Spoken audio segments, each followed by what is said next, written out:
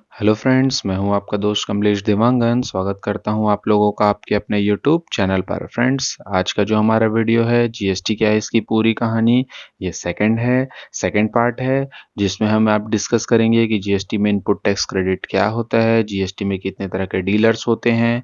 देखिए, composition dealer, regular dealer क्या होते हैं, एचएसएन सेक कोड क्या है, नील रिडेट सप्लाई क्या होता है, एग्जेम्प्ट क्या है। तो यहाँ पे पूरा डिटेल दिया हुआ है। तो आज के वीडियो में हम इसी के बारे में ही डिस्कस करने वाले हैं। तो जिसके पहले अगर आप हमारे जीएसटी क्या है इसकी पूरी कहानी का पार्ट 1 जो वीडियो नहीं देखा है, तो उनका लिंक मैं नीचे डिस्क्रिप्शन में दे दूंगा, वो वीडियो जरूर देखिएगा।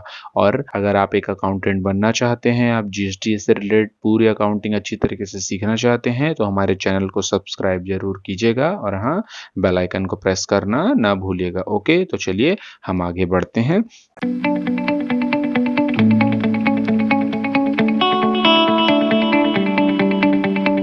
तो देखिए, आज हम सबसे पहला जो टॉपिक है वो क्या है, आईटीसी, जिसे हम क्या बोलते हैं, इनपुट टैक्स क्रेडिट। अब ये इनपुट टैक्स क्रेडिट होता क्या है?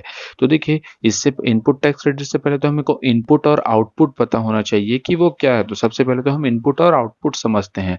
तो देखिए, सबसे पहले इनपुट क्या है, तो जब भी हम किसी डीलर से गुड्स से सर्विस परचेस करते हैं, तो वह डीलर हमें जो बिल देता है उसमें वह जीएसटी लगाकर बिल इशू करता है। तो उस टैक्स का जो हम पेमेंट करते हैं डीलर को, तो वह हमारा क्या कहलाता है, इनपुट टैक्स कहलाता है। अगर इन शॉर्ट में बोलूं फ्रेंड्स, तो जब हम गुड्स परचेस करते हैं या सर्विस परचेस कर रहे हैं, तो जो हम टैक्स अपने डीलर को पे करते हैं, तो वो हमारा क्या कहलाता है, इनपुट टैक्स कहलाता है।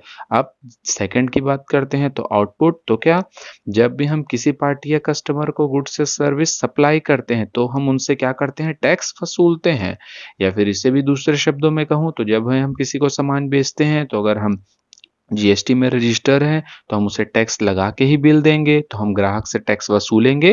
तो ये हमारा कौन सा टैक्स कहलाता है, आउटपुट टैक्स कहलाता है। ओके, परचेस करने के टाइम जो टैक्स है वो इनपुट, सेल करने के टाइम जो है वो टैक्स वो क्या हुआ, आउटपुट। ओके, तो देखिए, चलिए हम इसे एक एग्जांपल वाइज समझते हैं यार, और अच्छे से समझ आ जाएगा। ओके, इसीलिए ही बोल रहा हूँ वीडियो को लास्ट तक देखिएगा। पिक्चर अभी अगर क्लियर नहीं हो रही है तो लास्ट तक देखिए, पिक्चर अभी बाकी है, पूरा वीडियो क्लियर होगा। पूरा वीडियो देखिएगा, पूरे डाउट्स आपके क्लियर जरूर हो जाएंगे। तो ठीक, देखिए, फॉर एग्जांपल एक मैन्युफैक्चरिंग कंपनी है, और यहाँ पे मिस्टर एक्स जो कि एक बिजनेसमैन है, तो वो यहाँ पे क्या कर रहे हैं, मैन्युफैक्चरिंग कंपनी से उनसे यहाँ पे गुड्स खरीद रहे हैं। कितने का, 10,000 का, जिसपे कितना 5% जीएसटी चार्ज कर रहा है। तो मिस्टर जो यहाँ पे मैन्युफैक्चरिंग कंपनी है, वो क्या कर रहे हैं, यहाँ पे देखिए, गुड्स का वैल्यू कितना है, 10,000 रुपए है, और इससे 5% जीएसटी लगाया, तो टोटल कितना बना, 10,500।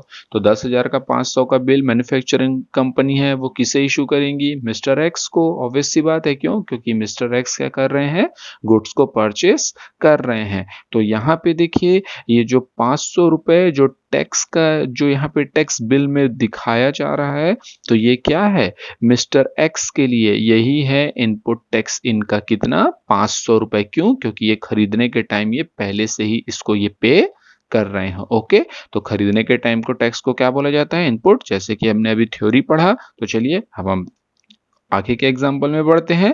तो फिर अब यहाँ पे देखिए, मिस्टर एक्स ने सामान को खरीद तो लिया। अब मिस्टर एक्स यहाँ पे हैं, वो क्या कर रहे हैं, उनके पास जो कस्टमर आता है उनको यहाँ पे क्या कर रहे हैं, वो सामान सेल कर रहे हैं जो उन्होंने खरीदा था। कितने का, 12,000 रुपए, मतलब 12,000 रुपए में बेच रहे हैं, और टैक्स रेट है 5% ही लग रहा है। तो यहाँ पे जो मिस्टर एक्स है, वो 12,000 का जो उनको यहाँ पे जो गुड्स का वैल्यू है उसमें जीएसटी चार्ज करके, देखिए यहाँ पे कितना, अगर 12,000 का हम 5% निकाले तो 600, तो टोटल इनवॉइस वैल्यू कितना होगा, 12,600, जो कि मिस्टर एक्स किससे, अपने कस्टमर से वसूलेंगे। तो यहाँ पे ये जो 600 रुपए है जो अपने कस्टमर से वसूल रहे हैं, ये क्या होगा, मिस्टर एक्स के लिए आउटपुट टैक्स होगा, कितना, 600 रुपए। परचेस करने के टाइम जो टैक्स है वो इनपुट, और सेल करने के टाइम जो टैक्स हम वसूलते हैं वो हमारा क्या कहलाता है, आउटपुट। तो यहाँ पे देखिए, आउटपुट माइनस इनपुट, तो हमारा आउटपुट कितना है, 600 रुपए है, और हमारा इनपुट कितना था, जो अभी आपने देखा, 500। तो यहाँ पे देखिए इक्वल, तो हमें कितना रुपए पे करना है गवर्नमेंट को, 100 रुपीज ही एक्स्ट्रा पे करना है। तो यही हमारा जो हम ये इनपुट आउटपुट टैक्स माइनस जब हम इनपुट टैक्स करते हैं, तो यही हमारा आईटीसी कहलाता है। ओके फ्रेंड्स, आई होप आपको समझ आया होगा, या फिर इन शॉर्ट में एक लाइन में बोलूं तो सेल के टाइम के टैक्स को परचेस के टाइम के टैक्स से जो माइनस करते हैं, यही हमारा आईटीसी इनपुट टैक्स क्रेडिट कहलाता है। ओके, तो चलिए हम आगे बढ़ते हैं। अब हम बात करते हैं एचएसएन एंड सैक कोड का, कि ये एचएसएन और सैक कोड आपने सुना ही होगा कि ये एचएसएन और सैक कोड बोला जाता है कि ये भी क्या है। तो देखिए यहाँ पे गुड्स एंड सर्विस, तो गुड्स के लिए क्या रहता है, एचएसएन रहता है, और सर्विस के लिए क्या रहता है, सैक रहता है। अभी एचएसएन और सैक है क्या, तो देखिए एचएसएन का फुल फॉर्म क्या होता है, हार्मोनाइज्ड सिस्टम ऑफ नोमेनक्लेचर, और सैक का अगर मैं बोलूं तो सर्विस अकाउंटिंग कोड। अब अगर ये एचएसएन और सैक है क्या अगर बोला जाए तो फ्रेंड्स यहाँ पे देखिए मैं आपको बताऊं क्या होता है कि जैसे कि जितने भी गुड्स है, जितने भी प्रोडक्ट हैं, जितने भी सर्विसेज हैं, इन सबको एक कोड दिया गया है, एक नंबर दिया गया है, ताकि उसे आइडेंटिफाई किया जा सके, उन्हें पहचाना जा सके कि वो किस टाइप के गुड्स और किस टाइप के सर्विसेज हैं। तो उनको जो जीएसटी में उन्हें कोड दिया गया है, इन्हें ही एचएसएन और सैक कोड बोला जाता है। ओके, तो चलिए इससे रिलेटेड हम कुछ चीजों को देखते हैं। तो यहाँ पे सबसे पहले देखिएगा, जिस बिजनेस का टर्नओवर 1.5 करोड़ से कम है, उन्हें एचएसएन कोड की आवश्यकता अपने इनवॉइस के लिए नहीं होती है। मतलब जिनका टर्नओवर 1.5 करोड़ से कम है, जो छोटे व्यापारी हैं, उन्हें एचएसएन कोड की आवश्यकता नहीं है। वो अगर एचएसएन कोड डालें तो अच्छी बात है, लेकिन नहीं डालें तो कोई इशू नहीं है। ओके, अब यहाँ पे देखिए, जिस बिजनेस का टर्नओवर 1.5 करोड़ से लेकर 5 करोड़ तक होगा, उन्हें 2 डिजिट का एचएसएन कोड की आवश्यकता होती है। ठीक, अब यहाँ पे अगर हम सेकंड पॉइंट की बात करें नेक्स्ट की, तो जिस बिजनेस का टर्नओवर 5 करोड़ के बराबर या उससे ज्यादा होगा, तो उन्हें कितना, 4 डिजिट का एचएसएन कोड डालना कंपलसरी रहेगा। ठीक, अब यहाँ पे देखिए, अगर एक बिजनेस में निर्यात मीन्स एक्सपोर्ट की बात आती है, तो कितना, 8 डिजिट का एचएसएन डालना कंपलसरी है। ठीक, और छोटे व्यवसायों के लिए एचएसएन कोड की आवश्यकता नहीं होती, जैसे कि ऊपर में भी हमने देखा है। तो फ्रेंड्स यहाँ पे आई होप आपको समझ आया होगा कि एचएसएन कोड किन के किन बिजनेस में कैसे टर्नओवर के अकॉर्डिंगली कैसे डाला जाता है। अगर आपको कोई दिक्कत हो तो नीचे आप मुझे कमेंट सेक्शन में कमेंट करना ना भूलिएगा। ओके, तो चलिए अब हम आगे बढ़ते हैं। अब हम टाइप्स ऑफ डीलर की बात करते हैं कि जीएसटी में कितने टाइप के डीलर्स होते हैं। तो जीएसटी में ऑब्वियस सी बात है फ्रेंड्स, दो ही टाइप के डीलर होंगे, एक होता है रजिस्टर्ड डीलर और दूसरा क्या होता है, अनरजिस्टर्ड। तो ठीक, अब रजिस्टर्ड डीलर की बात करें तो रजिस्टर्ड डीलर में आपके दो डीलर आएंगे, जिनका पहला है एक रेगुलर डीलर और दूसरा है कंपोजिट डीलर, जिसके बारे में हम पिछले वीडियो में डिस्कस कर चुके हैं। तो आप वो वीडियो जरूर देखेगा। तो दो ही फ्रेंड्स, या तो आप रजिस्टर रहेंगे या तो अनरजिस्टर्ड रहेंगे। ठीक, चलिए हम आगे बढ़ते हैं। अब बात करते हैं, देखिए रेगुलर डीलर होता है और कंपोजिट डीलर होता है, ये तो हम समझ गए।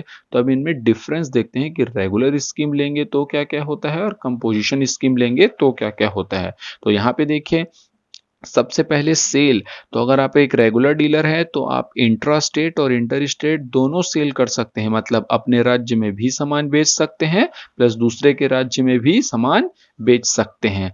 और अगर आप उसी की जगह कंपोजिशन स्कीम लेते हैं तो आप सिर्फ और सिर्फ इंट्रा स्टेट सेल ही कर सकते हैं। मतलब जिस राज्य के आप व्यापारी हैं, केवल उसी राज्य में ही आप अपने गुड्स या सर्विस की सप्लाई कर सकते हैं।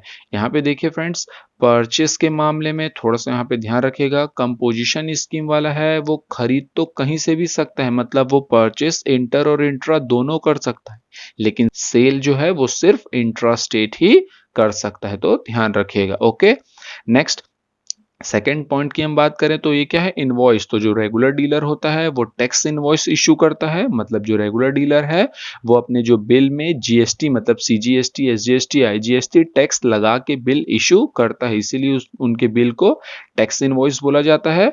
और जो कंपोजिशन डीलर होता है उन्हें टैक्स लगाकर बिल देने का अधिकार नहीं होता, वो बगैर टैक्स लगाए आपको बिल देते हैं। जैसे कि आपको नॉर्मल बिल दिया जाता है वैसे ही, तो उनके बिल को क्या बोला जाता है, बिल ऑफ सप्लाई। क्यों, क्योंकि उस पर टैक्स नहीं होता है। ओके, ठीक। देन नेक्स्ट आईटीसी की, जैसे अभी हमने पढ़ा कि परचेज सेल के टैक्स से परचेस के टैक्स को माइनस करते हैं।